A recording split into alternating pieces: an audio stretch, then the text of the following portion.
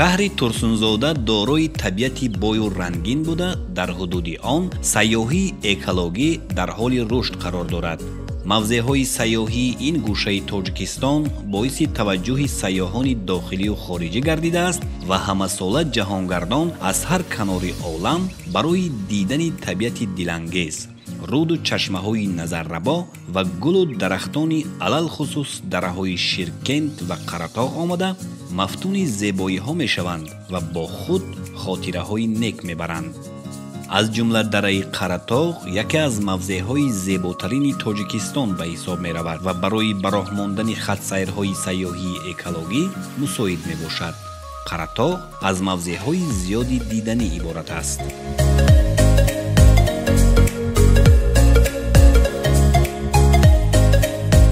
боз ҳам салом мегӯем ба якояки шумо тамошобинони гиромӣ ва ҳаводорони барномаҳои телевизиони сайёҳӣ ва ҳунарҳои мардумӣ. барномаи навбатии экотуризм аст манзуратон. ин навбат мо қарор дорем дар дараи зебоманзари Қаратоғ дар ҳудуди шаҳри Турсунзода. ин лаҳза ҳамроҳи мо ҳастанд намояндаи хоҷагии ҷангали шаҳри Турсунзода Раҳимзода Фаррух ва ҳамчунин як нафар сокини шаҳри Турсунзода Раҳмоналӣ Қодиров. ва мо айни замон ворид мешавем ба мавзеи инҷо кадом мавзеъ аст? дараи шурхоки минтақаи Қаратоғи шаҳри Турсунзода. моро ҳамроҳ бошед.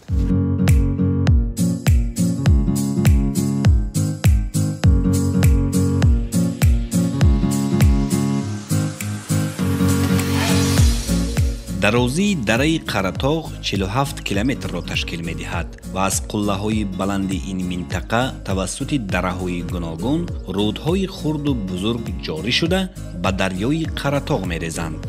дарозии дарёи Қаратоғ бошад 99 километр буда, аз баландии 4400 метр аз сатҳи баҳр аз қуллаи шӯрои қаторкӯҳҳои Ҳисор сарчашма мегирад. бо назардошти дарёи мазкур ин дара Қаратоғ номида мешавад. дарёи Қаратоғ дорои 4 намуд моҳӣ, аз ҷумла гулмоҳӣ ва ширмоҳӣ мебошад. дараҳои хурду калони ин мавзеъ, аз ҷумла мавзеъе ки мо бо мақсади сайёҳати экологӣ сафар намудем, дорои захираҳои бои оби ошомиданӣ, табиати зебо, олами ҳайвоноту набототи нодир буда, дар миқёси ҷаҳон маълуму машҳур гардидааст. чашмаҳои мусаффо бо обҳои шифобахши маъданӣ, шаршараву дигар мӯъҷизаҳои табиӣ ба муҳити ин минтақа таровати дигар зам менамоянд.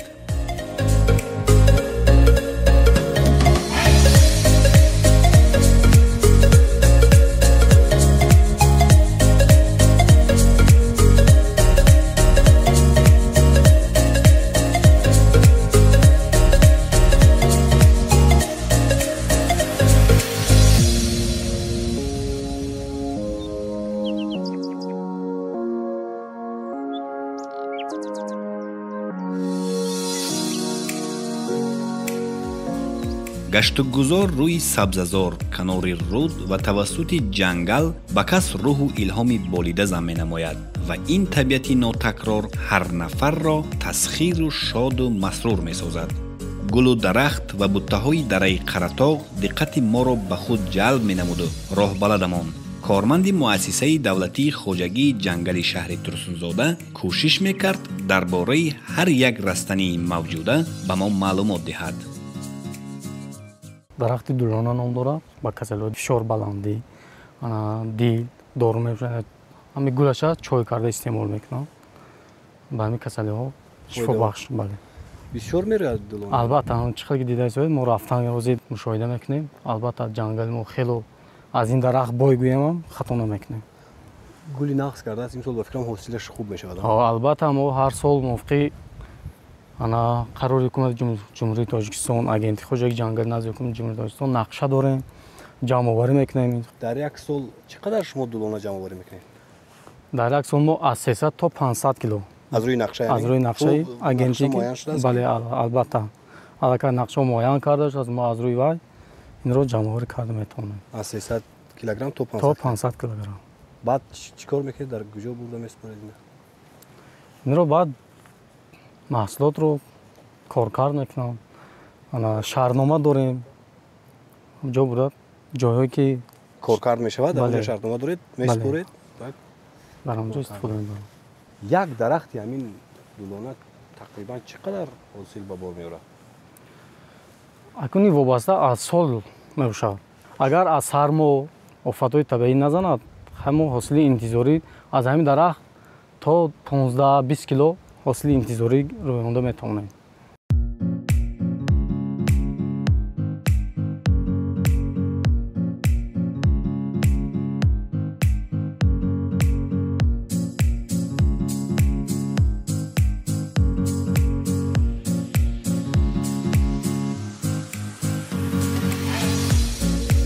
доир ба он ки дар дараи қаратоғ кадом намуди гулу гиёҳ ва буттаву дарахтон мерӯянд ва масъулияти кормандони хоҷагии ҷангал чист ба муовини сардори ин сохтори маҳаллӣ муроҷиат намудем.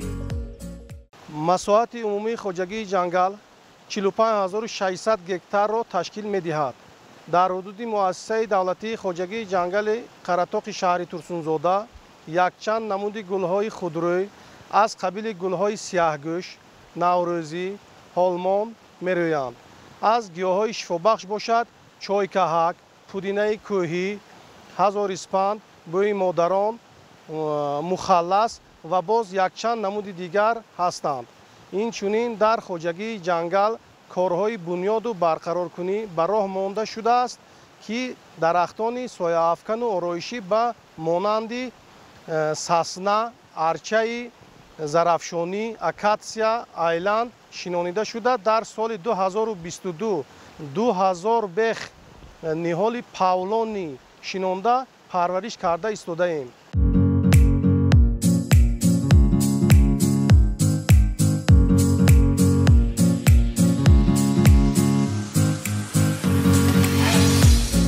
ҳарчанд болотар мерафтем ҳамон қадар манзараҳои ҷолиб пешу рӯямон намудор мешуданд.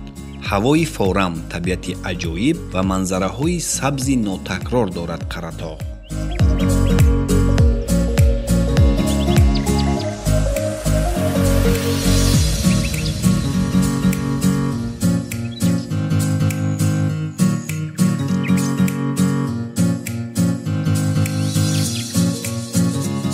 ана ин дара ҳамин гуна ҷойҳои нишаста истироҳат кардан ҳам дорад. инҷо дарахтони сояафкан хеле зиёд ҳастанд ва бисёр барои каме истироҳат кардан мувофиқ мебошад. ин кадом намуди дарахт аст? ин дарахти ки мо дар таи истироҳат кардастем дарахти савда номидем. дарахти савда дарахти сояафкан гӯем ороишӣ. чиқадар калон мешавад? ин диаметрш агар ба назар зиёда аз 35-40 сантиметр мешавад. ғафси танаи дарахт чанд сол умр мебинад? умраш 25 то 35 сол. баъд ҳамчун ҳезм истифода мекунанд. барои ҳамчун ҳезм истифода кардан ё буридани ҳамин дарахт албатта бояд аз шумо иҷозат гиранд. қарори ҳукумати ҷумҳурии Тоҷикистон, агентии хоҷагии ҷангал Тоҷикистон мо атвод мекунем дарахтое ки корношоям шуданд, аллакай пир шуданд, мо атвод мекунем ба мардум ба тариқи қонун ё албатта барои истифода иҷозат медиҳем. барои ҳамчун ҳезм истифода бурдан иҷозат медиҳем. сафари экологии мо идома дорад. тамошобинони азиз,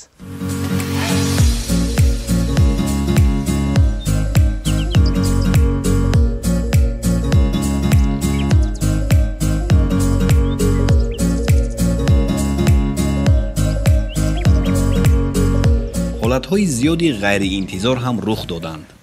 این دیارم کانی عشق و آرمانی من بود سربلندی های خلقم افتخاری من بود رحمانعلی از طبیعت زیبا با وحش آمده حافظی را سر کرد.